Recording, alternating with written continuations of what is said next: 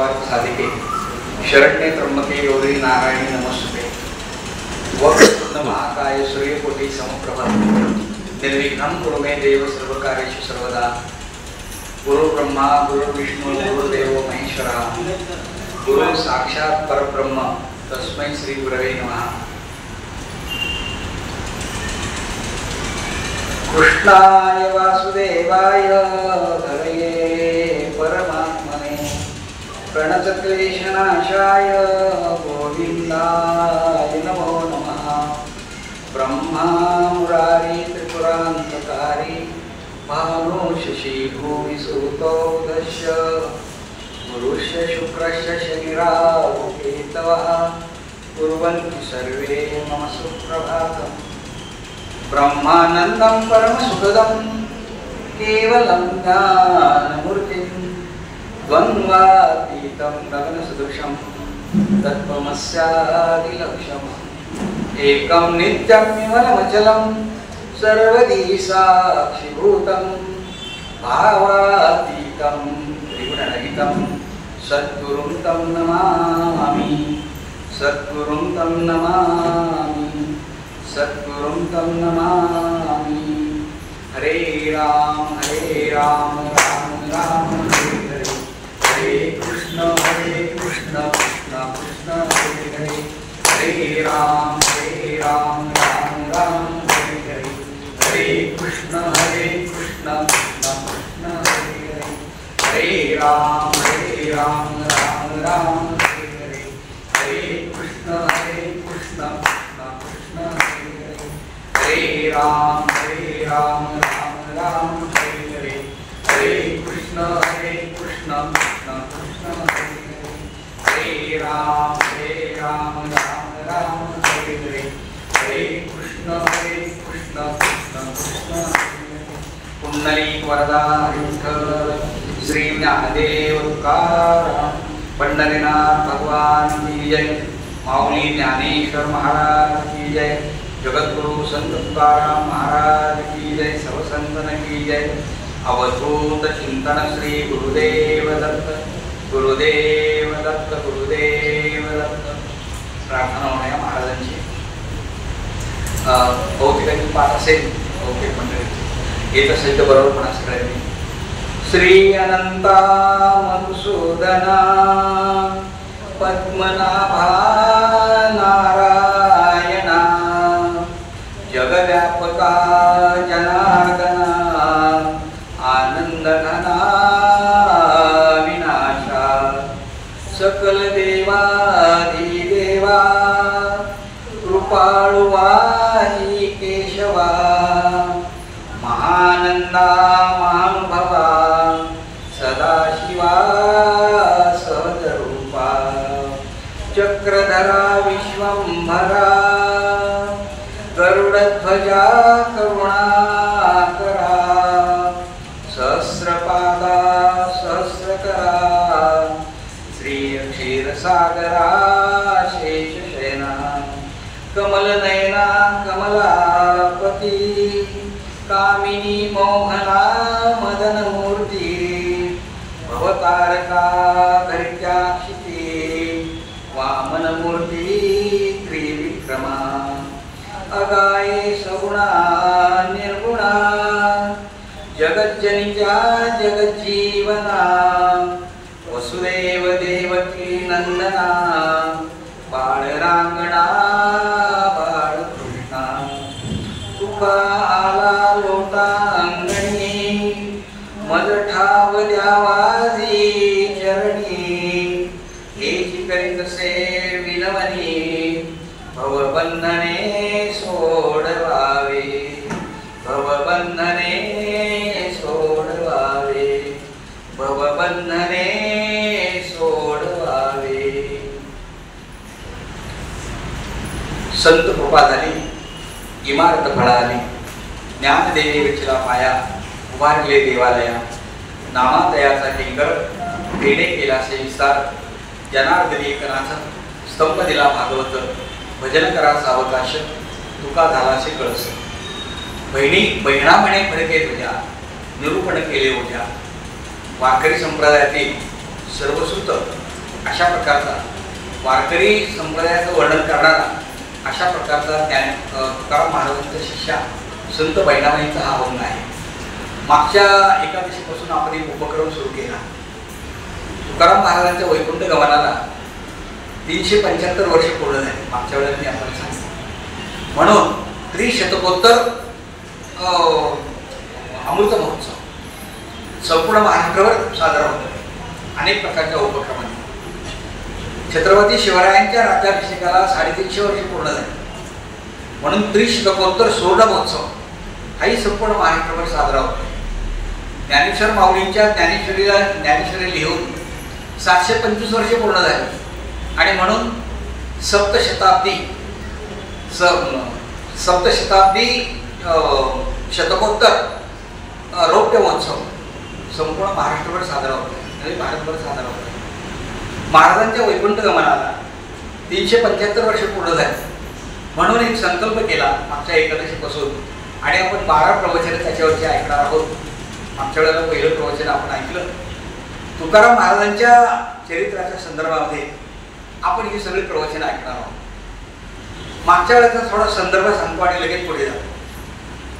तुकाराम महाराज आणि त्याचं वर्णन करताना वामन पंडितांनी म्हटलंय, म्हणावे कसे हो तया लागे वाणी, जयाची वदे पूर्ण वेदांत वाणी, परब्रह्मरूपी कसा हा तुकावा, तयाचे तुझी कोण दुजा तुकावा.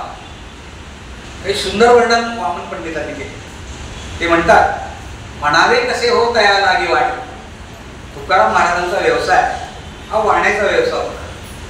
घरी सावकारकी होती. अत्यंत श्रीमंत होती देऊगावामध्ये. आणि म्हणून वामन पंडितांनी वर्णन करताना म्हटलं की म्हणावे कसे हो तया लागे वाणी. त्यांना वाणी कसं म्हणावं? जयाची वदे पूर्ण वेदांत वाणी, की ज्यांची वाणीच पूर्ण वेदांत सांगते त्यांना वाणी कसं म्हणावं. म्हणजे वाणी आणि वाणी असे दोन शब्द पण एकाच अर्थाचे दोन शब्द आहेत. परब्रह्मरूपी कसा हा तुकावा, म्हणजे अशा प्रकारचे तुकाराम महाराज हे परब्रह्माबरोबर त्यांची तुलना कशी करावी. तुकावा म्हणजे तुलना कशी करावी.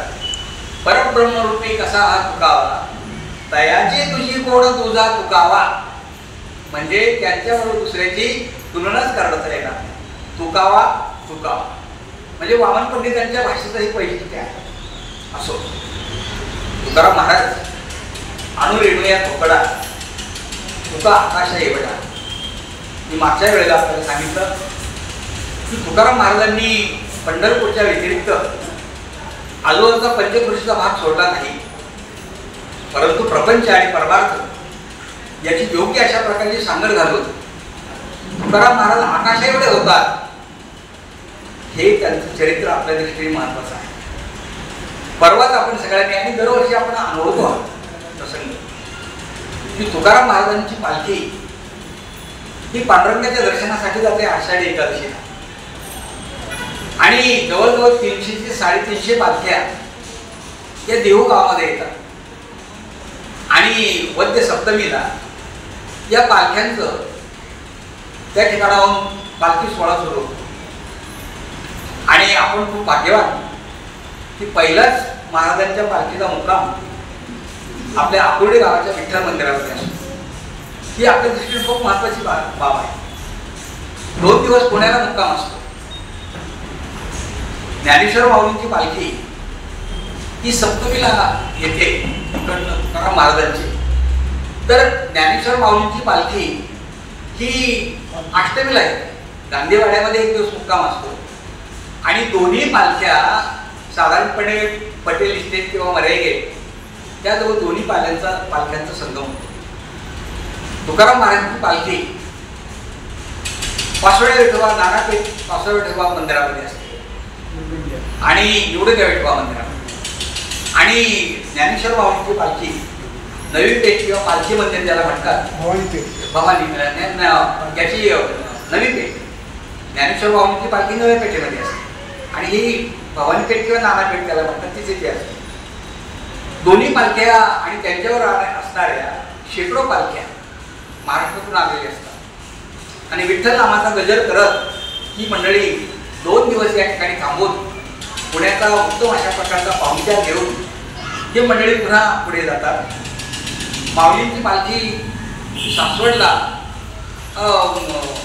सोपान देवांच्या भेटीसाठी जाते, तर आपली तुकाराम महाराजांची पालखी ही पुढे मार्गक्रमण लोणीला मार्गक्रमण करते.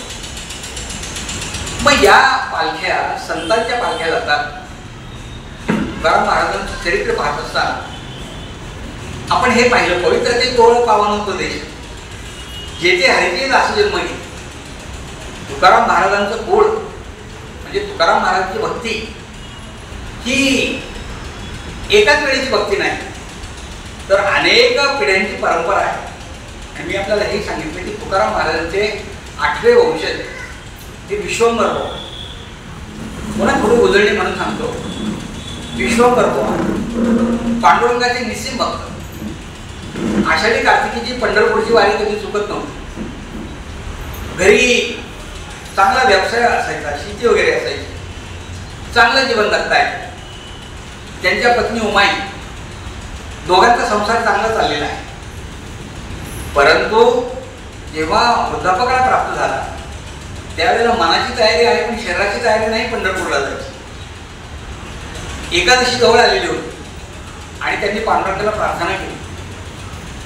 पांडुरंग स्वप्नामध्ये आले आणि सांगितलं, तुला येता येत नाही ना, तर मी तुझ्याकडे येतो. आणि इंद्रायणी नदीच्या पलीकडच्या बाजूला आंबेवन आहे, त्या आंबेवनामध्ये मी तुझ्यासाठी येणार आहे. स्वप्नात दृष्टांत झाला. विश्वंभरवांनी तो दृष्टांत गावातल्या लोकांना सांगितला. गावातल्या लोकांनी टाळ मृदंगाच्या आवाजामध्ये सगळी मंडळी इंद्रायणीच्या पलीकडे गेली आणि त्या आंबेवनामध्ये थोडं उत्खनन केलं. तुळशी आणि बुक्का, अबीर बुक्का यांचा सुगंध सगळीकडे दरवळू लागला. आणि काही अंतरातच म्हणजे काही खोलीवरच पांडुरंगाची मूर्ती जी स्वयंभू आहे, जी आता देहूमध्ये आहे, रुक्मिणी आईची मूर्ती आणि पांडुरंगाची मूर्ती त्या ठिकाणी सापडली. पुढे विश्वंभरवांनी त्यावेळेला तिथं मंदिर बांधलं. विश्वंभरवांना 2 मुलं होती, हरी आणि मुकुंद. मागच्या वेळेला मी आपल्याला सांगितलं. पण वडिलांच्या प्रमाणे त्यांच्या ठिकाणी अशी धार्मिक वृत्ती फार मोठी नव्हती, शास्त्र वृत्ती होती. तुकाराम महाराजांचं आडनाव मोरे घराणं, चंद्रराव मोरे, जावळीचे चंद्रराव मोरे इथलं हे मूळचं घराणं. त्यांचं दुसरं नाव आंबेले म्हणून सुद्धा सांगितलं जातं. तर हरी आणि मुकुंद हे दोघंही थोडं शास्त्रवृत्ती असल्यामुळं त्या ठिकाणी मर्दुमकी गाजवण्यासाठी राजदरबारी गेले. मग सगळंच कुटुंब स्थलांतरित झालं आणि त्यावेळेला विश्वामित्र होते. उमाई आपल्या मुलांना घेऊन त्या ठिकाणी गेलेली आहे. एकदा युद्धाला सुरुवात झाली आणि दोघांनी सांगितलं की आईला सांगितलं आणि आपण आपल्या बायकांना पण सांगितलं, युद्धावरून जर आम्ही परत आलो तर तुमचे समजा, अन्यथा आम्ही त्या ठिकाणी युद्ध करता करता कामी. आणि नेमकं तसं झालं. दोघंही युद्धामध्ये कामी आले आणि दोघांच्या बायका विधवा झाल्या. त्यावेळेला सतीची पद्धती होती. हरीची बायको सती गेली, पण मुकुंदच्या बायकोला काही परवानगी मिळाली नाही, कारण ती गर्भवती होती. गर्भवती असताना सती जाणं हे समाज मान्य त्यावेळेला नव्हतं. आणि मग पुन्हा उमाई आपल्या सुनबाईला घेऊन या देऊला आलेल्या आहे. सुनबाईने विचार केला, त्यावेळेला थोडीशी गरिबीच होती तशी. नंतर जेव्हा विश्वंभरराव तिकडे गेले, म्हणजे उमाई तिकडे गेल्या आणि विश्वंभरराव जेव्हा स्वर्गवासी झाले त्यावेळेला थोडं गरिबीच आलेली होती. मग ही सुनबाई वडिलांच्या घरी निघून गेली काही दिवसासाठी. तिकडे बाळंतपण वगैरे झालं आणि मग त्यांना खूप आनंद झाला. पुन्हा ती आपल्या देऊगावी सासूबाईंनी तिला आणलं. पहिलं आपत्ती झालं त्याचं नाव विठोबा असो, दुसरं जे आपत्ती झालं त्याचं नाव सावजी असो, तिसरं जे आपत्ती झालं पदाजी असो. आणि मग अशा प्रकारचे बोडोबा हे त्यांचे आज ज्यांचं आपण चरित्र पाहतो आहोत ते तुकाराम महाराजांचे वडील बोलोबा. बोलोबा हे तुकाराम महाराजांचे वडील. बोलोबांचे लग्न वगैरे झालं. 2-3 मुलं त्यांना झाली. पहिल्या मुलाचं नाव त्यांनी सावजी असं ठेवलं, दुसऱ्या मुलाचं नाव त्यांनी तुकोबा असं ठेवलं आणि तिसऱ्या मुलाचं नाव त्यांनी कान्होबा असं ठेवलं. इथपर्यंत इतिहास आपण पाहिला होता मागच्या. तिघांची पण पुढे लग्न झालेले आहे. सावकारकीचा धंदा चांगलाच चाललेला होता. अगदी विठ्ठलाची पांडुरंगाची भक्ती ही घरामध्ये परंपरेने आलेली होती. सावजीची वृत्ती थोडी वैराग्य वृत्ती होती आणि म्हणून तो सारखाच वडिलांना म्हणायचा, मला प्रपंचात काही रस नाही आणि मला कुठेतरी तीर्थयात्रेला जायचं. परंतु एक दिवस बोलोबांनी तुकाराम महाराजांना आणि कान्होबाला जवळ घेतला आणि त्याची समजूत काढली आणि त्याला काही दिवस थांबवलं. असेच काही दिवस गेले. सावजीची पत्नी आजारी पडली आणि त्यावेळेला सावजी घरात काहीच पाहत नव्हता. तुकाराम महाराजांनी औषधोपचार वगैरे केला, परंतु त्याला काही यश आलं नाही आणि ती स्वर्गवासी झाली. मोठी भाऊजाई गेल्याचं दुःख त्याला झालं सगळ्यांनी. सावजीने मनामध्ये विचार केला की आता आपण मोकळे झालो आणि ते सगळ्यांची परवानगी घेऊन तीर्थयात्रेला निघून गेले. पुढे ते तुकाराम महाराज, नंतर बोलोबा, त्यांची आई आणि ही 2 भावंडांनी त्यांच्या बायका, हा सगळा संसार पुन्हा सगळा व्यवस्थित चाललेला होता. पण पुढे झालं असं कालवशात आपली थोरली सुनबाई गेली याचं दुःख हे बोलोबांना खूप झालं आणि काही दिवसानंतर बोलोबा पण स्वर्गवासी झाले. आपले वडील गेले, आपली भाऊजाई गेली. पुढे असे काही दिवस निर्माण झाले किंवा असे काही दिवस पुढे आले की दुष्काळ पडला. दुष्काळ पडला त्यावेळेला विहिरी आटू लागल्या, तळ्याचं पाणी संपलं. इतकंच नाही तर लोकांना जेवण देणारी अशा प्रकारची इंद्रायणी सुद्धा कोरडी पडली. जनावरांना चारा मिळेना, जनावर उपाशी मारायला लागले आणि सगळीकडे हाहाकार बांधला. अन्नाशिवाय सगळी माणसं जायला लागली. बोलोबांच्या नंतर 6 महिन्यांनी तुकाराम महाराजांच्या आई सुद्धा गेलेल्या आहेत आणि या दुष्काळाच्या काळामध्ये त्यांची पहिली पत्नी रुक्मिणी तिचं नाव आणि पहिल्या पत्नीपासून तुकाराम महाराजांना एक मुलगा झाला होता. त्याचं नाव शिवाजी असं होतं किंवा संतराम असं होतं. 2 ठिकाणी उल्लेख आहे, संतराम किंवा शिवाजी. आणि ही थोडी दमीकरी होती. आईने त्यावेळेला थोडा विचार केला की तुकाराम महाराज शरीराने धष्टपुष्ट होते आणि त्याला पत्नी ही मिळाली दमीकरी, कसं होणार माझ्या मुलाचं. आणि बोलोबा असताना त्यांनी विषय काढला की आपण तुकाराम महाराजांचं दुसरं लग्न होतं आणि मुळवे सावकाराची मुलगी, पुण्यातले मुळवे सावकार, त्यांची मुलगी अवली, तिच्यावर लग्न तुकाराम महाराजांचं. आता तुकाराम महाराजांच्या 2 बायका आणि हे सगळं कुटुंब व्यवस्थित नांदत होतं. पण या संकटाबाबत संकट एवढी येत गेली आणि दुष्काळामुळं एवढा त्रास सगळ्यांना झाला की त्यावेळेला तुकाराम महाराजांच्या पहिल्या पत्नी अगदी अन्न करता तुकाराम महाराजांच्या मांडीवर डोकं ठेवून त्याही दत्तप्राण. थोड्या दिवसात मुलगाही गेला. म्हणजे हे सगळं जे तुकाराम महाराजांनी अनुभवलं, मागच्या वेळेला त्यांचं बालपण सांगितलं की तुकाराम महाराजांचं बालपण हे एकदम छान होतं. सामान्य मुलं ज्याप्रमाणे जीवन जगतात त्याप्रमाणे तुकाराम महाराजांचं बालपण आनंदात. 17 वर्ष तुकाराम महाराजांचं जीवन सगळं आनंदात. पण 17 वर्षानंतर बाकी त्यांच्या आयुष्याला पूर्णपणे कलंक मिळाला आणि मग मात्र हे सगळे आघात त्यांना सहन झाले नाही. भाऊ निघून गेला, थोरली भाऊजाई वारली, वडिलांचं निधन झालं, आईचं निधन झालं, पत्नी अन्नान्न करता गेली, मुलगाही गेला आणि असे हे सगळे दुःखाचे आघात झाल्यानंतर मात्र तुकाराम महाराजांच्या मनामध्ये एक प्रकारचं वैराग्य निर्माण झालं. इतका चांगला अशा प्रकारचा उद्योग म्हणजे त्यांची सावकारकी चालू असताना सुद्धा महाराजांनी आता ठरवलं की बस या प्रपंचात आता आपल्याला जास्त थांबायचं नाही, कुठेतरी आपण त्या भगवंताचा शोध घेऊया. आणि म्हणून तुकाराम महाराजांनी आता कुठेतरी आपण या प्रपंचातून बाजूला जाऊया. तुकाराम महाराजांची वैराग्य वृत्ती ही दिवसेंदिवस वाढत होती आणि आता कुठेतरी आपण देवाचा शोध घेतला पाहिजे अशा विचाराने ते निघाले. तुकाराम महाराज हे नेहमीप्रमाणे पांडुरंगाच्या मंदिरामध्ये जायचं, त्या ठिकाणी भजन करायचं, माऊलींचा हरिपाठ म्हणायचा आणि ही सगळी पूजा अर्चा वगैरे सगळी नेहमीप्रमाणे त्यांची चालू असायची. पण एका पाठोपाठ झालेले जे दुःखाचे आघात आहेत ते त्यांना सहन न झाल्यामुळे त्यांनी ठरवलं आता आपण देवाच्या ठिकाणी जायचं. देव कुठेतरी आपल्याला भेटेल. तो पांडुरंग जो आहे तो करुणेचा सागर आहे, तो दयार्णव आहे, आपल्याला तो नक्की भेटेल. आणि म्हणून एक दिवस ते आपल्या घरातून निघून गेले. जवळ भामचंद्र डोंगर आहे, त्या डोंगरावर ज्या वेळेला ते गेले ना त्यावेळेला तिथली वृक्षवल्ली वगैरे त्यांनी सगळे पाहिले. लहानपणापासूनच तुकाराम महाराजांना वृक्षवल्लीबद्दल फार प्रेम होतं आणि म्हणून तर त्यांनी एका अभंगामध्ये लिहिलं, वृक्षवल्ली आम्हा सोयरे वनचरे. म्हणजे इतकं नातं त्यांचं होतं. आणि तिथं गेल्यानंतर जेव्हा ते वृक्ष पाहिले, हिरवीगार अशा प्रकारची वनसे पाहिली, तो सगळा निसर्ग सुंदर पाहिला आणि मग तुकाराम महाराजांचं मन त्या ठिकाणी शांत झालं. इथं कुठेतरी आपल्याला शांती मिळेल म्हणून भामचंद्र डोंगरावर फिरत असताना त्याने एक गुहा दिसली. त्या गुहेमध्ये ते गेले आणि गुहेमध्ये ते नामस्मरण करू लागले.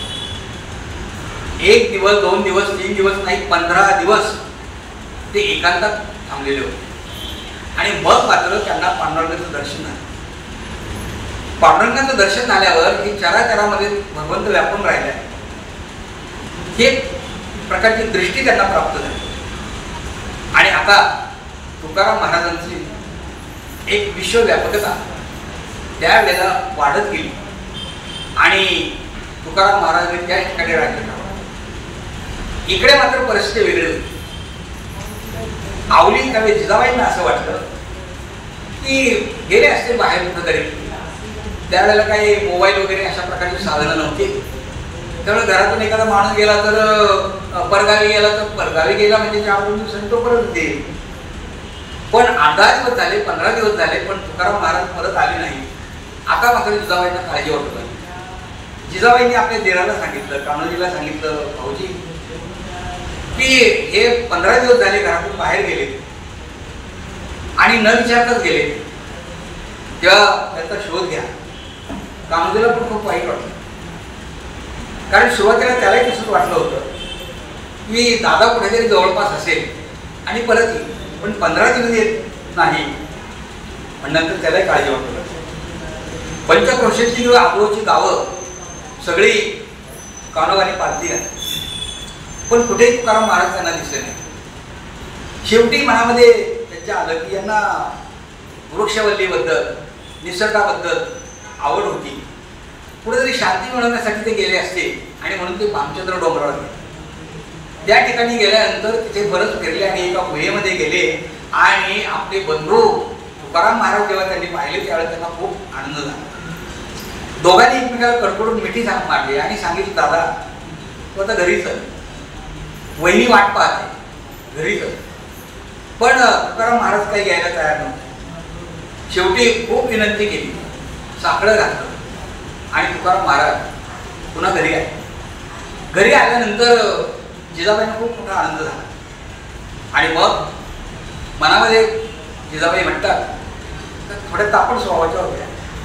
कायम तुकाराम महाराजांना बोलत असत, पण कोणत्याही पत्नीला असं वाटतं ना की नवऱ्याने काहीतरी कामधंदा करावा, 4 पैसे मिळून आणावे, नाही का, प्रपंच चांगला सुखाचा व्हावा, 1 तारखेला पगाराचं पाकिट आपल्याला द्यावं, प्रत्येक बायकोची अपेक्षा असते.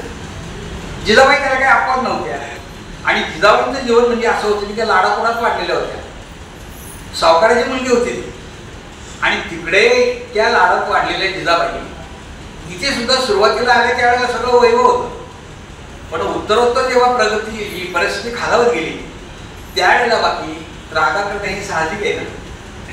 तुकाराम महाराजांची वैराग्यवृत्ती एवढी होती की ते व्यापार करायच्या निमित्ताने जर पुढे गेले ना तरी विचार करायचे. म्हणजे त्यांनी सामान वगैरे त्यांच्याकडे काही कोणी घेतलं आणि ते लोक म्हणे आता आमच्याकडे पैसे नाही, जरा उधार देता का आम्हाला.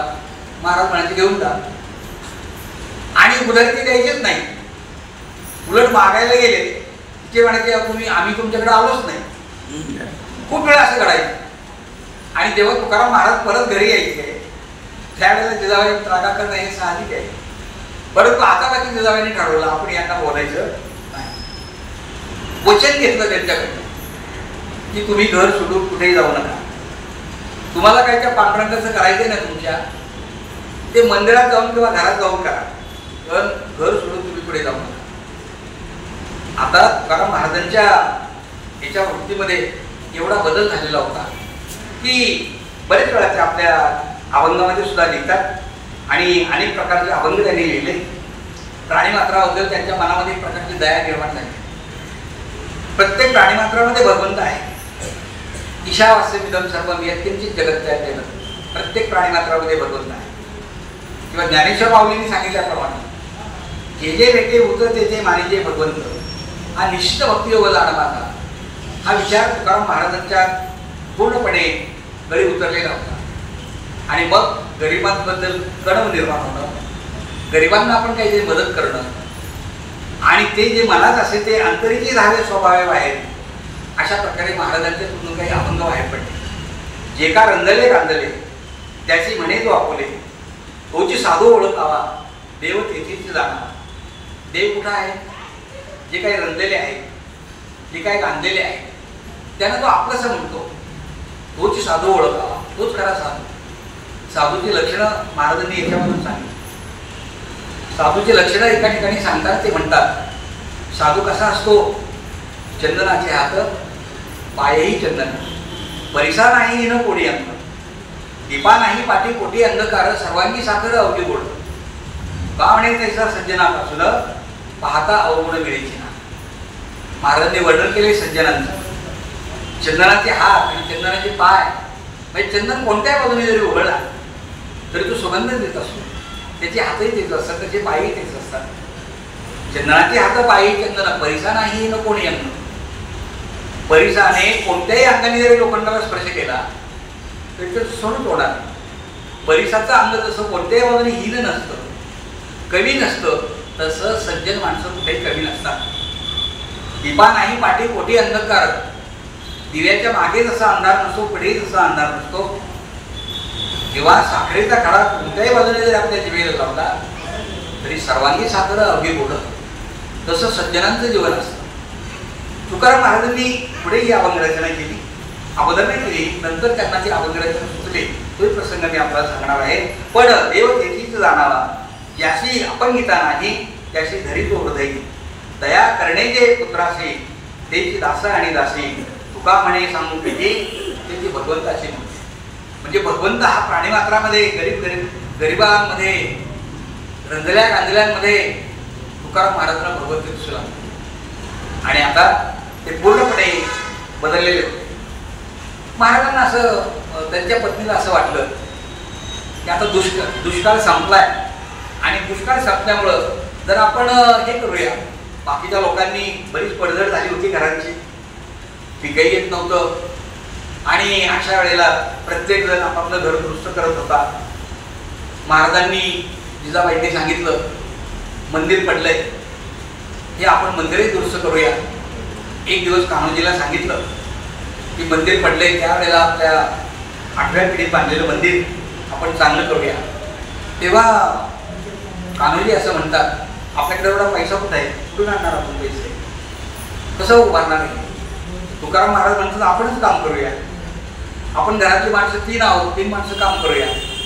परंतु काम करायचं म्हणजे निदान त्याला विटा वगैरे तरी आणल्या पाहिजे, माती आणली पाहिजे. महाराज म्हणाले जुनेच विटा आपण काढू, माती आपण आणू आणि आपणच बांधकाम करूया. तिघांनी बांधकामाला सुरुवात केली, काम करायला सुरुवात केली. आणि जेव्हा आजोबाच्या लोकांना समजलं तेव्हा सुतार आले, गवंडी आले, बाकीचे शेतकरी आले. चांगल्या कामाला कुणी मदत करतच ना. आणि सगळ्या लोकांनी त्या कामाला मदत केली. आणि आज जे आपण मंदिर पाहतो देहू गावामध्ये महाराजांचं मंदिर तुकाराम महाराजांनी त्यावेळेला उभं केलेलं मंदिर आहे. पुन्हा मूर्तीची प्रतिष्ठापना वगैरे केली. जिजाबाईंना असं वाटलं की आता सगळ्या लोकांचं जीवन चांगलं झालंय, पाऊसही पडलेला आहे, आता महाराजांनी काहीतरी करावं. म्हणून एक दिवस त्या वडिलांकडे गेले आणि वडिलांना सांगितलं थोडेफार पैसे मला द्या. माहेरून काही पैसे त्यांनी आणले आणि महाराजांना सांगितलं तुम्ही पुन्हा व्यापाराला सुरुवात करा. महाराज म्हणाले काय बायको म्हणते तर आपण केले पाहिजे काहीतरी. म्हणून त्यांनी आपला मिरच्याचा व्यापार सुरू केला. बाजारामध्ये ते गावागावाचे बाजार असायचे, आठवडे बाजार. आठवडे बाजारला एका ठिकाणी ते मिरच्या घेऊन गेले. एकाने सांगितलं की तो तुमच्या मिरच्या खूप चांगल्या आहेत, लाल भडक मिरच्या दिसत आहेत, तिखट मिरच्या दिसत आहेत, मला 20 शेर मिरच्या पाहिजे. ते म्हणाले घेऊन जा. पण ते म्हणाले माझ्याकडे पैसे नाहीत, पैसे नंतर दे. तुकाराम महाराज म्हणे तरी चालेल. मग तो म्हणला मला मनभर द्या. 20 शेराच्या ऐवजी मनभर मिरच्या घेऊन गेला आणि म्हणला पैसे देतो म्हटला, पण पैसे द्यायला तो परत कधी आलाच नाही. जेव्हा तुकाराम महाराज रिकामे हाताने घरी आले त्यावेळेला जिजाबाईंचा पारा किती वर गेला असेल हे सांगायची आवश्यकता नाही का. म्हणजे असं सगळं तुकाराम महाराजांचं जीवन होतं. आणि एक दिवस ते आपल्या पतीला म्हणतात की तू म्हणते दुकान टाक, पण मी तेव्हा दुकान माझं मांडले आणि त्या दुकानामध्ये सगळा जो माल आहे तो मी सगळ्यांना मोफत देऊन टाकला. जिजाबाई असं म्हणतात आज हे असं काय म्हणतात. आणि म्हणून तुकाराम महाराज आपलं दुकान नेमकी काय आहे ते एका अभंगामध्ये सांगतात. भक्तिभाव आम्ही बांधील असे गाठी, साधवितो हाटी घ्यारे पोडी. आम्ही भक्तिभावाचं मंदिर बांधले आणि मी साध घालतोय आता त्या हाटामध्ये, म्हणजे या बाजारामध्ये मी साध घालतोय. देव घ्या पोडी, देव घ्या पोडी. महाराज म्हणत होते सगळ्या लोकांना देव घ्या, पण लोकांना खरं नाही वाटलं. उलट काही लोक तुकाराम महाराजांना वेडच काढायला लागले नाही का. म्हणजे असा देव काय, त्यांनी कधी देव पाहिलाच नव्हता. तुकाराम महाराजांनी देवाचं सगळं दर्शन झालेलं होतं आणि म्हणून त्यांना जे वाटलं, आपण जे पाहिलंय ते लोकांना सुद्धा सांगावं, पण लोकांना ते पटत नव्हतं. म्हणजे सगळी माणसं तुकाराम महाराजांना वेड्यातच जमा करायच्या. जसं खरा वेडा कोण हे काळच ठरवणार असतो. मी एका इंग्रजी भाषेतामध्ये कथा वाचली होती. पण एक पाहुणा असतो, पाहुणा, आणि तो पाहुणा एका घरामध्ये जातो. त्या घरामध्ये मुलगी असते. त्या मुलगी बाहेर येते पाणी घेऊन. पाहुणा त्या मुलीला विचारतो, अगं तू एकटीच घरामध्ये दिसतेस. तिने सांगितलं नाही वी आर 7, इंग्रजीमध्ये होती कथा. ते म्हणते आम्ही 7 जण आहोत. पाहुणे म्हणतात अगं तू तर एकटीच दिसतेस. त्यांनी सांगितलं माझे 2 भाऊ हे गावामध्ये दुकान चालवतात. माझे 2 भाऊ अमेरिकेमध्ये आहेत आणि माझे 2 भाऊ त्या चर्चेजवळ गाठले गेले आणि मी एक वी आर 7, आम्ही 7 जण आहोत. पाहुणा म्हणतो अगं तुम्ही 7 जण नाहीत, मग तुम्ही 5च जण आहात. तुझे 2 भाऊ गावामध्ये दुकानदारी करतात, 2 भाऊ अमेरिकेमध्ये आहेत आणि तू एक, तुम्ही 5 जण आहात. मुलगी म्हणते नाही आम्ही 7 जण आहोत. पाहुणा म्हणतो नाही तुम्ही 5 जण आहात. शेवटी ती मुलगी म्हणते पाहुण्याने सांगितलं अगं त्या चर्चेजवळ तुझे 2 भाऊ गाठले गेले ना, मग ते तुला दिसतात का? ते मेले, ते तुला दिसत नाही. ती म्हणले अमेरिकेतले भाऊ तरी मला कुठे दिसतात. आम्ही 5 जण आहोत, आम्ही 7 जण आहोत. पाहुणा म्हणतो नाही तुम्ही 5 जण आहात. तेव्हा पाहुणा असं म्हणतो अगं चर्चजवळ गाठले गेले म्हणजे ते मेले, ते हिशोबात धरायचे नसतात. तरी ती म्हणते वी आर 7, म्हणजे मेला गाठला गेला म्हणजे तो हिशोबात धरायचा नसतो. ती मुलगी म्हणते पाहुणे तुम्ही वेडे आहात. पाहुणा म्हणतो अगं तूच वेडे आहेस. आता खरा वेडा कोणी हे उत्तर काळच देईल ना, ठीक आहे. जसं तुकाराम महाराजांना भगवंताचं दर्शन घडलेलं होतं, लोक त्यांना वेडा म्हणत होते, पण खरा वेडा कोण त्याच्या माणसांना काय समजतं. महाराजांनी दुकान मांडलं होतं. महाराज असं म्हणतात भक्तिभाव आम्ही बांधिले गाठी, साधविती हाटी घ्यारे पोडी. मी साध घालतोय या भक्तिभावाचा आम्ही मंदिर बाजार मांडलाय. तेव्हा सुखाची या पेठे घालीचा दुकान मांडीला वान राम नामाचा वाण आम्ही मांडलाय. हा जो वाण आहे ना, ही जी वस्तू आहे वाण, ही वस्तू संक्रांतीच्या वेळेला नाही तर तुम्ही वाण देतात, एकमेकाला वाण देतात. एक म्हणते दे वाण, दुसरी म्हणते हे वाण. देवाण घेवाण चाललेली असते नाही का. तसं वाण म्हणजे वस्तू. तेव्हा मी हा नावाचा हरी नावाचा वाण मांडलेला आहे. मागे भाग्यवंत झाले थोर तिन्ही केला फार हाची धंदा. म्हणजे मागे सुद्धा जे काही मोठी मंडळी झाली ना, भाग्यवंत झाले, त्यांनी नामाचा सगळा बाजार मांडलेला होता. सुखाचे फुकाचे सकळांची सार, हे फुकाचं नाम आहे आणि सगळ्याचं सार जे आहे हे सगळं तेच आहे. तेव्हा ते म्हणतात तारा व्यापार भवसिंधू. या संसारूपी भवसागरातून जर तरुण जायचं असेल तर नाम महत्वाचं आहे. ज्ञानेश्वर माऊली नाही का आपल्या हरिपाठामध्ये सांगितलं, नाम संकीर्तन साधन पै सोपे जळतील पापे जन्मांतरीची. नामाचं महत्व इतकं सांगितलेलं आहे. ज्ञानेश्वर माऊलींचा हरिपाठ हा नामाचं महत्व सांगणारच आहे. कदाचित आपण आमचं YouTube पाहत असाल. मी एक तुकाराम महाराजांची पालखी निघाली, मी एक उपक्रम सुरू केला. म्हणजे काहीतरी बाईंना माहिती असतं, शिक्षक मंडळांचे काही ना काही करत राहतात, सच पाय बघायला काहीतरी असतं आणि आपण लोकांसाठी काहीतरी चांगलं चांगलं देत राहिलो. महाराजांची पालखी निघाली ना, मग आता आपण हरिपाठावर करू. आणि मग रोज आम्ही महाराजांची पालखी देहूमधून निघाली, मग ती आकुर्डीमध्ये आली, आकुर्डीमधून पुण्यात गेली, पुण्यात 2 दिवस. मग काय केलं की आम्ही शहराने आपल्याला वाढलेलं जाता येत नाही. शहराने कसं नाही, आपल्या प्रपंच आपल्या मागे असतं. काही लोक आता दर्शन घेऊन येतात, पण काही लोक जे पायी जातात 22 दिवस, आपल्याला जाता येत नाही. पण नाही शहराने आपल्याला जाता येत, तर मनाने तर आपण जाऊ शकतो ना, मनाने आपण त्यांच्यावर जाऊ शकतो. म्हणून आम्ही एक मानसिक वारी सुरू केली आणि त्या उपक्रमाचं नाव दिलं चला जाऊ पंढरीला. उपक्रमाचं नाव चला जाऊ पंढरीला. आणि मग त्यावेळेला देहूमध्ये पालखी आली, फिरून पुन्हा इनामदार वाड्यामध्ये असते, सगळे वारकरी एकत्र बसतात आणि मग आमचं हरिपाठाबद्दल निरूपण सुरू होतं 20 मिनिटात. ऐकलं असेल तर जरूर तुम्ही ऐका. पुन्हा मग इथे आकुर्डीमध्ये पालखी येते, संध्याकाळची वेळ होते, वारकरी सगळे एकत्र येतात, म्हणतात महाराज आता हरिपाठाबद्दल पुढे आम्हाला सांगा ना. मग देवाची द्वारे पुन्हा पुण्यात पालखी गेली. सकाळचे सगळं नामस्मरण वगैरे झालं, संध्याकाळी कीर्तन झालं की पुन्हा काही लोक आपल्या पालख्यांची एकत्र येतात, तेव्हा आम्हाला परत हरिपाठाबद्दल ऐकायचंय. 24 शास्त्रांची कारणं, 18 पुराणे हाती घातली, मंथुनी नवनीचा पैसे घे अनंता आणि वाटलं. पुन्हा पुण्यातला दुसरा दिवसचा मुक्काम. आजचं प्रवचन आमचं लोणी काळवरचं आहे, तुम्ही जरूर ऐका. त्याच्यावर पुढे लिहिलेलं असतं लोणी काळवर. असं पंढरपूरला जाईपर्यंत 17 तारखेपर्यंत आपल्याला हरिपाठ चांगला ऐकायला मिळणार आहे. म्हणजे इतकं सुंदर उपक्रम आहे, जरूर आपण ते ऐका, इतरांनाही पाठवा, सबस्क्राईब करा. आणि खरोखर मला त्या कमेंट्स वगैरे येतात बरं का. परवा अमेरिकेतून एका माणसाला बघा, ते पारंदर तोंडणी सर असतात, ते अमेरिकेत गेले, ते रोज ऐकतात. मग त्यांनी मला फोन केला की सर आम्ही रोज ऐकतो बरं का, खूप छान उपक्रम चाललाय तुमचा, बरं वाटतं जरा असं ऐकल्यानंतर. आणि आपणही कुठेतरी या आध्यात्मिक याच्यामध्ये भगवंताचं पायी भगवंताची सेवा करण्याचं एक समाधान पण आपल्याला मिळतं. नाममंत्र साधन पै सोपे जळतील पापे जन्मांतरी. नामासारखं महत्व आणि नामाचं महत्व हे सगळ्या संप्रदायाने सांगितलंय. पुढे ते म्हणतात खोटे पुढे तेथे नाही घात पात. नाम इतकं सोपं आहे, तिथे घ्यायला आपल्याला वेळ लागत नाही, नाम घ्यायला आपल्याला काही पैसे लागत नाही, नाम घ्यायला आपल्याला काही स्वतंत्र जागा लागत नाही. खायचं वैश्वनी, करायचं चित्त, आवडी आनंद, आळवावा. मंदिरातच गेलं पाहिजे असं काही नाही, बसल्या बसल्या सुद्धा आपण नामस्मरण करू शकतो. आणि नामस्मरण ज्या वेळेला तुम्ही कराल ना, त्यावेळेला आनंद काय मिळतो बघा. प्रत्येकाला आनंद हा प्रत्येकाला माहीत असतो. करी शुद्ध चित्त तरी करी शुद्ध चित्त तुका म्हणे, त्या नामामुळे आपल्या चित्ताची शुद्धी होते. आता जिजाबाईचा वैताग की हे मी आपल्याला सांगितलं.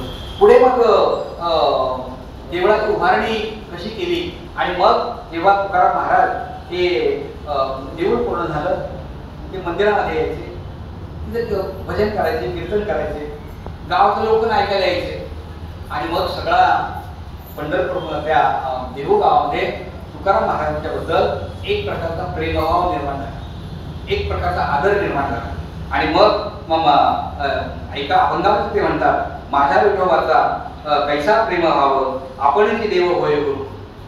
महाराजांना असं वाटायला लागलं की आपणच देव आहोत, प्रत्येक प्राणीमात्रामध्ये भगवंत आहोत. देव पाहावे असे गेलो आणि देवाचे होऊन ठेवलो. भगवंत आपल्यामध्येच आहे, पण आपण इतरत्र शोधण्याचा तो प्रयत्न करतो. कुठेही जाण्याची गरज नाही, आपण आपल्या शोधण्याचा प्रयत्न करा. महाराजांनी हे सांगितलंय माझ्या विठोबाचा कैसा प्रेम भाव. विठ्ठलाचा प्रेमभाव कसा आहे, आपणही देव होई गुरु. आपले गुरु म्हणजे आपणच आहोत.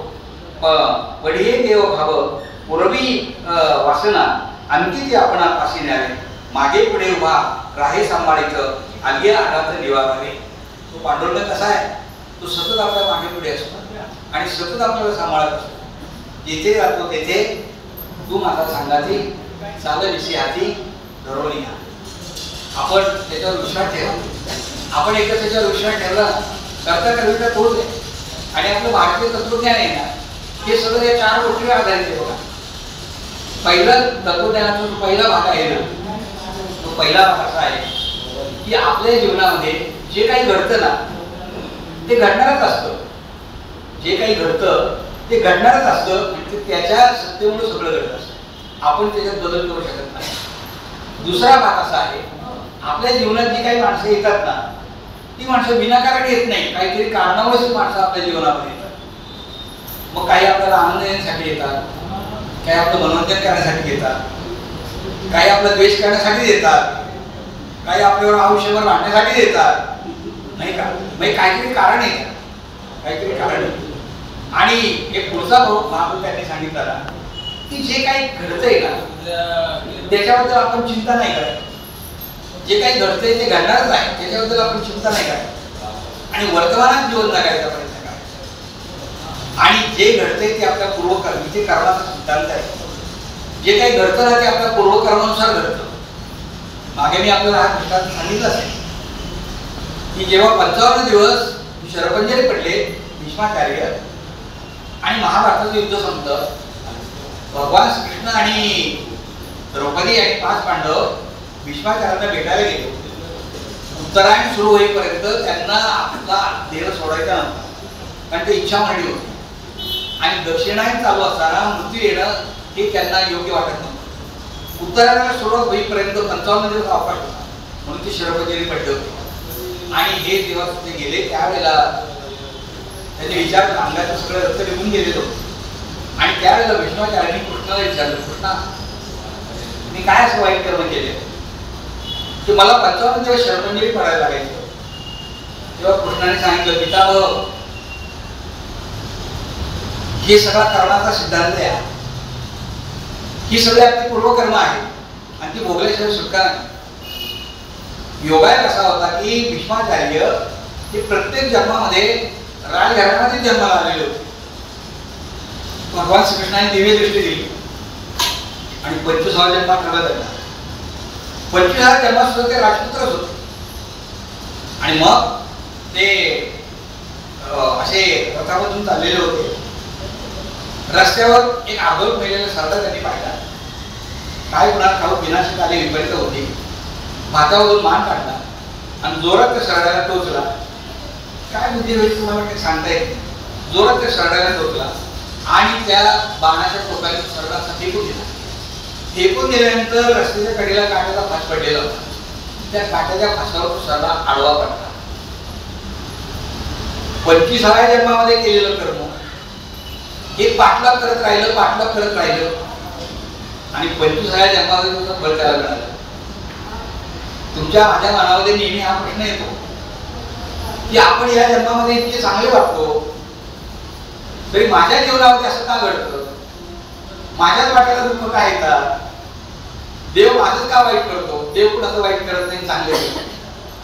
आपल्या कर्मानुसार सगळं घडत असतं. आणि ही कर्माचं जे काही कर्म आहे आपलं ते भोगल्याशिवाय आपल्याला त्यातून सुटका नसते. आणि ज्यावेळेला हे सगळे पूर्ण होतात ना त्यावेळेला माणसं म्हणजे माणूस हा मोक्षाकडे जाऊ शकतो. असो थोडं विषयांतर झालं पण ते असं म्हणतात, माझ्या विठोबाचा कैसा प्रेम व्हावं आपण ते देव होय करू पडिये देव व्हावं पुरवी वासना अंती ते आपण आपाशी नावे मागे पुढे उभा आहे सांभाळतो. भगवंत आपल्याला सांभाळणार आहे. तो आपल्या मागे पुढे सतत आहे. काळजी कशाला करायची? नाथाने नाही का सांगितलं नको केलं करू कोणत्या गोष्टीचा पती लक्ष्मीचा जाणत असे नाही का? सकल जीवांचा तरी तो सांभाळ. तुझं मोकळलेलं आहे नाही, सगळ्यांचा सांभाळ करणारा तो आहे. मग तुला एक तो बाजूला कसं ठेवेल? आपण त्याच्यावर विश्वास ठेवा, आपण त्याच्यावर श्रद्धा ठेवा. एका कसाला देव भेटला आणि त्याने सांगितलं देवा तू सतत माझ्यावर असलं पाहिजे. देव म्हणाला येईल तुझ्यावर. आणि ज्यावेळेस तो पुढे जायचं त्यावेळेस त्याला 4 पावलं दिसायची. त्याची 2 पावलं आणि त्याची देवाची 2 पावलं. बरंच चालत चालत तो मागे पाहिजे. देवाची 2 पावलं आहेत म्हणजे देव आपल्याबरोबर आहे. पुढे आणखी काही अंतर गेला त्याला 2 पावलं दिसायला लागली. आणि मग मात्र तो लगेच थांबला आणि तो आता देवाला म्हणायला लागला, देवा अद्यापपर्यंत तू माझ्याबरोबर होतास, कारण 4 पावलं मला दिसत होतीस आणि आता मी काही अंतर चालून आलोय तर मला 2च पावलं दिसत आहेत. तेव्हा देवाने सांगितलं, अरे विचार कर, ती जी 2 पावलं दिसतात ना ती तुझी नाही, ती माझी आहे. ज्या वेळेला तुझ्यावर संकट आलं ना त्यावेळेला मी तुला कडेवर उचलून घेतलं आणि मी तुला घेऊन पुढे जातो. जिथे जातो तेथे तू माझा संघात. भगवंतावर विश्वास ठेवा, भगवंतावर श्रद्धा ठेवा. तो आपल्याला काही कमी करत नाही. मागे पुढे राहे सांभाळायचं, आली आघात निवारा करतो. योग क्षेम त्याचा जाणे जड भारी, वाट दली दालीकडे धोरणी. आपला योग आणि क्षेम चालवणारा तोच आहे. योग क्षेम, योग म्हणजे मिळवणे आणि क्षेम म्हणजे व्यवस्थित ठेवणे, म्हणजे देणाराही तोच आहे. मिळवण्याची क्षमता तोच आपल्याला देतो आणि सगळं व्यवस्थित ठेवण्याची क्षमता सुद्धा तोच देतो. मुला मुलींचे लग्न ज्यावेळेला होतात ना त्यावेळेला अग्नीला साक्षी ठेवून सप्तपदी करतात आणि त्यावेळेला काय म्हणतात, योग क्षेम वहाम्यहम, म्हणजे योग आणि क्षेम आम्ही दोघेजण बरोबर करू. म्हणजे योगाचं काम कुणाचं, पतीचं काम नाही का. म्हणजे काय मिळवायचंय, काय आणायचंय, टीव्ही पाहिजे आणून दिला, फ्रीज पाहिजे आणून दिला, काय काय पाहिजे सगळं क्षेम. योग योग सगळं पाहिजे, योगाचं काम पतीचं. आणि क्षेम म्हणजे सगळं व्यवस्थित ठेवलं, म्हणजे टीव्ही आला तो व्यवस्थित वापरला पाहिजे, व्यवस्थित ठेवला पाहिजे नाही का. कोणत्या घरातल्या वस्तू व्यवस्थित ठेवल्या पाहिजे. क्षेम, क्षेमाचं काम पत्नीचं. म्हणजे योगाचं काम पतीने करायचं आणि क्षेमाचं काम पत्नीने करायचं आणि आम्ही दोघे मिळून हे सगळं करू. अशी 7 वेळा आपण शपथ घेतो, मुलं मुली शपथ घेतात. पण पुढे नेमकं काय होतं की पुढे मुलगी जेव्हा नोकरी करायला लागते ना त्या वेळेला क्षेमाचं काम योगाकडे जातं आणि योगाचं काम क्षेमाकडे येतं. रविवारी दंडाची पिशवी आम्हाला घ्यावी लागते खांद्यावर नाही का. योगाचं काम पत्नीने केलं, आता क्षेमाचं काम आम्हाला करायला लागतं. थोडं हसावं म्हणून सांगितलं. तर योग आणि क्षेम तोच चालणार आहे. योग क्षेम त्याचा जाणे जड भारी, वाट दरी करी धरोनिया. तुका म्हणे नाही विश्वास दया म्हणी, पहावे पुराणे विचारवती. भगवंतावर आपण विश्वास ठेवला पाहिजे. आणि महाराज असं म्हणतात, तुमचा जर विश्वास नसेल ना तर तुम्ही पुराणामधली उदाहरणं पहा, मग तुम्हाला समजेल.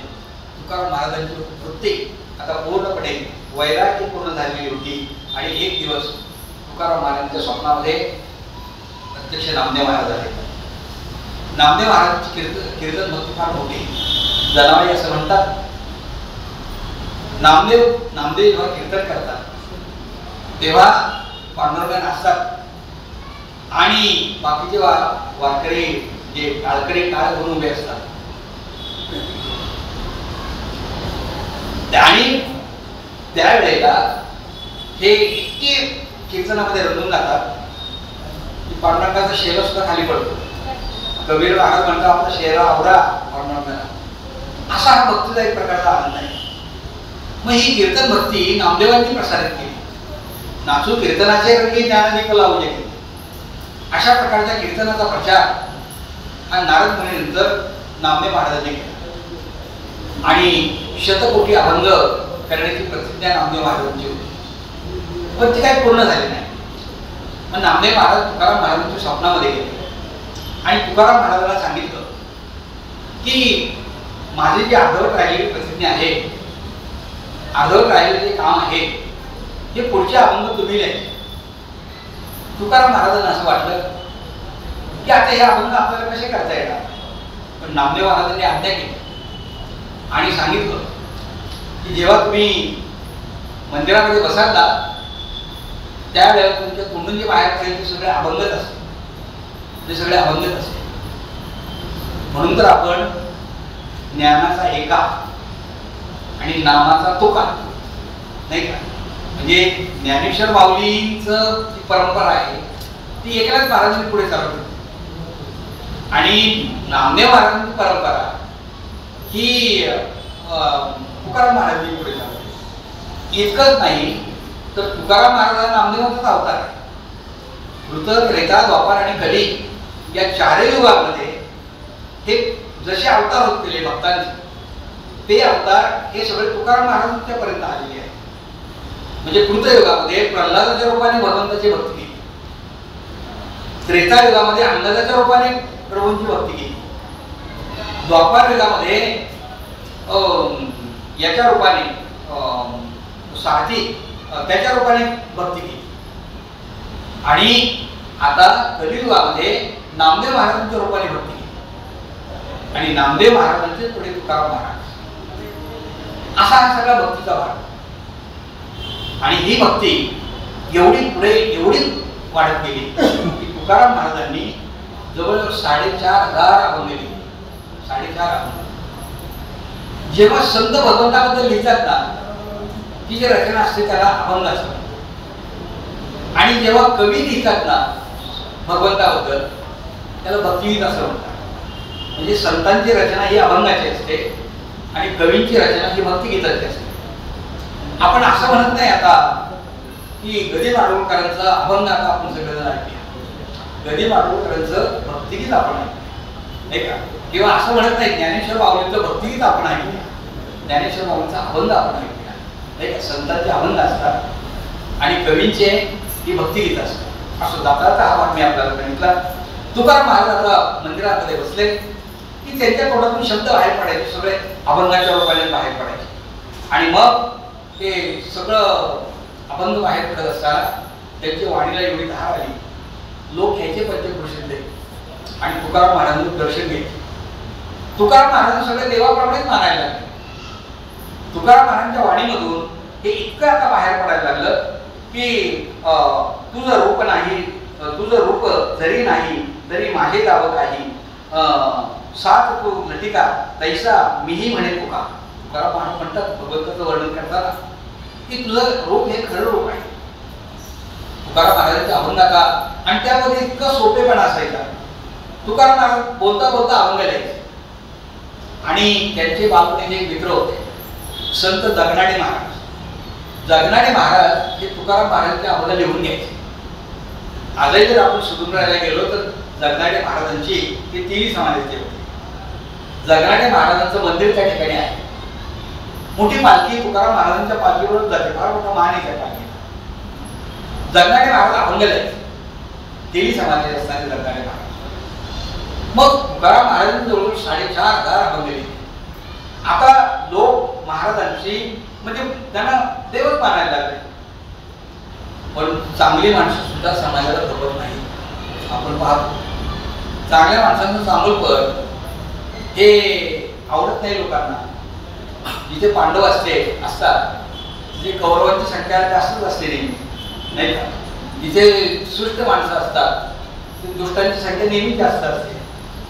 महाभारत युद्ध झालं त्यावेळेस सुद्धा पांडवांची बाजू सत्य होती. पण पांडवांच्या बाजूने लोक किती गेले सैन्य? 7 अवशेष.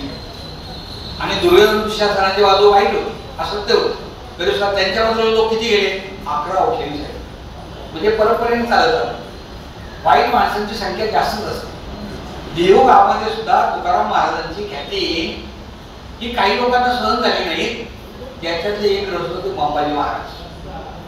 मंबाजी महाराज तुकाराम महाराजांचं जे मंदिर आहे अण्णांचं मंदिर, त्याच्याच पलीकडच्या बाजूला मंबाजी महाराज हे कर्मठ अशा प्रकारचे होते. डोक्याला भला मोठा शेंदूर वगैरे लावायचे, अंगारे दुपारी करायचे, नंतर कवड्या गंडे दोरे लोकांना बांधायचे. त्यावेळेला लोक अंधश्रद्धाळू असायचे आणि लोक पण त्यांच्याकडे जायचे.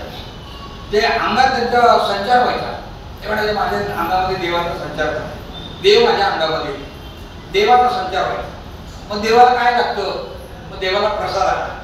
मग कसला प्रसाद आला? आज काय जिलेबी आहे ना, उद्या काय पेढे आहे ना, नंतर काय लाडू आणा आणि तू सगळ्या आपल्या इच्छा पूर्ण करून घ्याय. असा मंबाजी तुकाराम महाराजांचा द्वेष करू लागला आणि सतत तुकाराम महाराजांच्या विरुद्ध तो बोलला.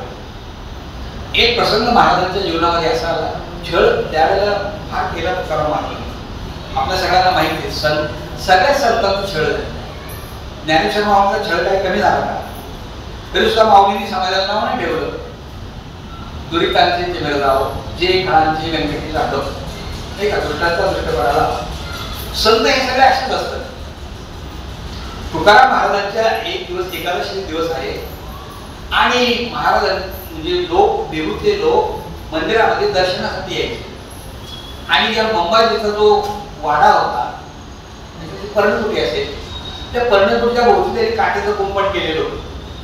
आणि त्याच्यातल्या काही काट्याच्या फांद्या ज्या आहेत त्या फांद्या अशा रस्त्यावर येत होत्या त्या प्रदक्षिणा मार्गाने. मग तुकाराम महाराजांनी काय केलं, सकाळी सकाळी त्याच्या फांद्या आलेल्या होत्या, भक्तांच्या आड येऊ नयेत, पायी चालताना काटे तुटू नये म्हणून त्यांनी काय केलं, ते काटे तोडून टाकले. मम्माजी मला हे समजलं, त्याला हे निमित्त सापडला भांडण करायला. आणि तुकाराम महाराज बसलेले होते पांडुरंगाच्या मंदिरामध्ये देऊला. बाकीचे लोक त्या ठिकाणी पांडुरंगाचे दर्शन घ्यायचे, तुकाराम महाराजांचे दर्शन घ्यायचे. पण हा बंबाजी राणा वैतागाने आला. त्याने हातात ज्या काट्या त्याने उपटलेल्या होत्या, तुकाराम महाराजांनी बाजूला टाकलेल्या होत्या, त्याच काट्या त्यांनी हातात घेतल्या आणि तुकाराम महाराजांनी सपासप मारायला सोबत करंगळे इतके जाडदार काटे एकेका फांदीला होते. पण मारता मारता अंगातून रक्त बाहेर पडत होतं.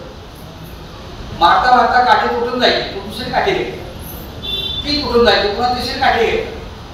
शेवटी त्याचे हात दमले आणि एवढे लोक पाहत होते आजूबाजूला. पण एकाची पण ताकद नाही आली. तुकाराम महाराजांच्यावर इतका प्रेम होतं, लोकांचा आदर होता, पण एकाची ताकद झाली नाही त्याला थांबवायची. कारण का, तर त्याच्या अंगामध्ये देव येतो आणि त्याच्या अंगात देव आल्यानंतर देव आपलं पण वाटोळं करेल. त्यामुळे त्याला काही बोलायचं, सगळे उघड्या डोळ्याने सगळं पाहतो. शेवटी मारून मारून तो कंटाळला आणि तो निघून गेला. जिजाबाईंनी समजलं जिथं मंदिर आहे तिथं तुकाराम महाराजांचं घर आपण सगळ्यांनी पाहिलं असेल. जिजाबाई तिथे गेल्या, पाहतात तर सगळ्या अंग रक्ताने लालभडक झालेलं. जिजाबाईंनी तुकाराम महाराजांचं तसं उचलून गेलं आणि लोकांना विचारलं की तो एवढा मारत होता, तुम्ही काहीच का बोलला नाही का, तुम्ही नुसतं पाहतच राहिलं का, काय त्राका करायचं तो केला. जिजाबाईंनी घरी आणलं, हळद आणि लोणी तूप एकत्र केलं आणि त्याचा लेप संपूर्ण अंगाला लावला. जे काटे होते ते लाचकंडाने ते काटे सगळे काढले आणि तुकाराम महाराजांना झोपून दिले. तुकाराम महाराज झोपले आणि सांगितलं की पूर्ण बरे झाल्याशिवाय तुम्ही इथून उठायचं नाही. तुकाराम महाराजांनी झोपून राहिले. पण जेव्हा संध्याकाळ झाली तेव्हा पुन्हा हरिपाठाची भजनाची वेळ झाली. तुकाराम महाराज पुन्हा मंदिरामध्ये गेले. अंग सगळं शिरलेलं होतं, दमलेलं होतं, पण तरी सुद्धा गेले मंदिरामध्ये. मंदिरात गेल्यानंतर सगळे लोक आले भजन करतायत, पण नेहमीप्रमाणे मंबाजी बाबा काय दिसत नाही. म्हणून तुकाराम महाराज मंबाजी बाबाच्या घरी गेले. मंबाजी बाबा झोपलेला होता, दमला होता ना दिवसभर मारून मारून, तेव्हा तो झोपलेला होता. तुकाराम महाराज तिथे गेले आणि त्याचे पाय चिपू लागले. मंबाजी बाबांनी जेव्हा आपल्या पायाला कोणातरी स्पर्श होतोय हे ज्यावेळेस त्याने पाहिलं, त्यावेळेस लगेच तो उठून म्हणतोय, तू का परत इथे आलास. तेव्हा तुकाराम महाराज म्हणतात, तू ज्या वेळेला मला मारत असतस त्यावेळेला माझं अंग दगडासारखं झालं होतं, त्यामुळे मला काही झालं नाही. पण मारून मारून तुमचे कोमल हात आहेत ते थकले असतील, तुमचे पाय लागले असतील, म्हणून मी थोडी सेवा करायला. पण त्या मंबाजी बाबावर काही करण्यात आला नाही. तो म्हणाला, तसा आला तसा निघून जा, पुढच्या वेळेला मी परत पाहून घेईन. तुकाराम महाराजांचा छळ त्यावेळेला सुद्धा झाला. पुन्हा तुकाराम महाराजांची सहिष्णुता आणि संत होते इतकी वृद्धिंगत झालेली होती, समाजाला सगळं ते पटलेलं होतं. आता तुकाराम महाराजांना पुन्हा अडकवायचं कुठे. त्यांच्या गावामध्ये एक नर्तिका होती. त्या नर्तिकेला तुकाराम महाराज तिचा अभंग म्हणत होते. त्या ठिकाणी त्या नर्तिकेला पाठवलं आणि सांगितलं, हे बघ, तू चांगला साज शृंगार करून जायचं आणि तुकाराम महाराजांची नीतिमत्ता कशी ढासळेल यासाठी प्रयत्न करायचा. एकदा का तुकाराम महाराजांचं नैतिक अधिष्ठान संपलं की संपूर्ण गावात आणि पंचक्रोशीमध्ये बोंब उठवायची आणि तुकाराम महाराजांचं अधोपतन कसं आहे हे सगळ्या लोकांना सांगायचं काय. ज्या वेळेला त्या नैतिका तिथे गेल्या, तुकाराम महाराज अभंग म्हणत होते. अभंग म्हणता म्हणता ती बाई सुद्धा दारामध्ये आतमध्ये प्रवेश केला. तुकाराम महाराजांचे गोड अभंग तिच्या कानावर आले आणि ती बाई सुद्धा अभंग इतके सोपे असायचे, ती बाई सुद्धा महाराजांच्यावर अभंग म्हणायला लागली. आणि आपण कशासाठी आलो हे ती विसरून गेली आणि महाराजांचे पाय धरले. तेव्हा महाराज म्हणतात, अगं, तुला किती देवानी पांडुरंगाने किती सुंदर रूप दिले, किती सुंदर आवाज दिलाय. या आवाजाचा उपयोग जर तू पांडुरंगाचं वर्णन करण्यात केलं तर किती चांगलं होईल. तीच नर्तिका तुकाराम महाराजांची पुढे शिष्या झाली. म्हणजे माणसं बदलण्याचं सामर्थ्य हे संतांमध्ये असतं. परिसार नाही येणं कोणी. आता पुढचा भाग आपण पाहणार होता, आता 8 वाजले तेव्हा थांबलंच पाहिजे नाही का. आणखीन तुकाराम महाराजांचे अभंग कसे आहेत ते आपण पाहणार आहोत. तुकाराम महाराजांच्या जीवनामध्ये आणखीन काही चमत्कार घडलेले आहेत. मी बरेच वेळा सांगत असतो, संत हे कधी चमत्कार करत नाही, पण संतांचं संतत्व काय राहावं म्हणून भगवंताला चमत्कार करायला लागतात. असे काही चमत्कार आपल्याला ऐकायला मिळणार आहे. रामेश्वर भट्टाने सुद्धा कसा त्रास दिला ते आपल्याला ऐकायला मिळेल. आणि शेवटी तेच रामेश्वर भट्ट हे तुकाराम महाराजांचे भक्त झाले आणि तुकाराम महाराजांची आरती लिहिली नाही का. आणि एका अभंगामध्ये म्हणतात, तुकाराम तुकाराम नाम घेता का पेयम, नाम घेता का पेयम, नाम घेता का पेयम, धन्य तुकोबा समर्थ तेने केला से पुरुषार्थ, तेने केला से पुरुषार्थ, तेने केला से पुरुषार्थ, जळी दगडा सहित वया तारी त्या दैशा लाया, जळी दगडा सहित वया तारी त्या दैशा लाया, तारी त्या दैशा लाया, तारी त्या दैशा लाया, म्हणे रामेश्वर भट्ट द्विजा, म्हणे रामेश्वर भट्ट द्विजा, तुका विष्णू नाही तुझा, तुका विष्णू नाही तुझा, तुका विष्णू नाही तुझा. त्याने मान्य केलं ते तुकाराम आणि भगवंत हे दोन्ही नाहीच आहे. आणि म्हणून ते म्हणतात, पिता तुझनेसी ब्रह्म तुकासी आले, म्हणून रामेश्वरी शरणी मस्तक ठेवी दे, आरती आरती तुकारामा, स्वामी सद्गुरु धामा सच्चिदानंद मूर्ती. रामेश्वर भट्टांनी ही आरती लिहिली. म्हणजे एक महाराजांचं म्हणून अनु रेणूया तुकडा, तुका आकाश एवढा. प्रपंच आणि परमार्थ या दोन गोष्टी सामान्य जीवन जगत असताना सुद्धा माणूस इथपर्यंत जाऊ शकतो. त्याचे एक मूर्तिमंत उदाहरण जे तुकाराम महाराजांचे जीवन चरित्र आहे. पुढच्या भागामध्ये आपण आणखीन काही त्यांचं चरित्रात्मक भाग पाहणार आहोत. उरलेल्या काही भागामध्ये त्यांच्या अभंगाचं चिंतन आपण करणार आहोत. सुंदर अशा प्रकारचे महाराजांचे अभंग आहेत. तुकाराम महाराजांचे 12 अभंग याचे आपण चिंतन करणार आहोत. 4.5 अभंगामध्ये कोणकोणते अभंग आपण महत्वाचे आहेत, सगळेच महत्वाचे आहेत, जेवढे आपल्याला घेता येईल त्याचं आपण चिंतन करूया. झालेली सेवा या ठिकाणी थांबवतो. जे काही दादा सांगितलं असेल ते पूर्णपणे माऊलीच्या कृपेने सांगितलं, जे कमी असेल ते आपण पूर्ण करून घ्यावं. न्यूनते पुरते अधिकते सरते करून घ्या पुरते विनंती असेल, अशा प्रकारची प्रार्थना करतो आणि या ठिकाणी थांबतो. आणि पुनश्च एकदा प्रार्थना करतो की YouTube चॅनलवर